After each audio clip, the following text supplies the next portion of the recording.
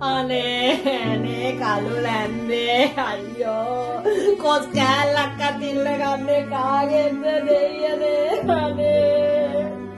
ඉනවතන අනේ නෑ දෙයියනේ අයියෝ මොකද මේ බරුවට දාන්නන්නේ මේ අච්චි අපේ කෙනෙක්ට ඔයාට වැඩක් නෑනේ ඔයාට වැඩක් නෑනේ පඬිතුකම්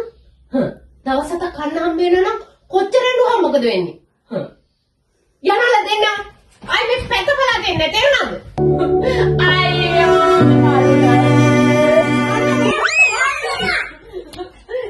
දුරල දෙන්න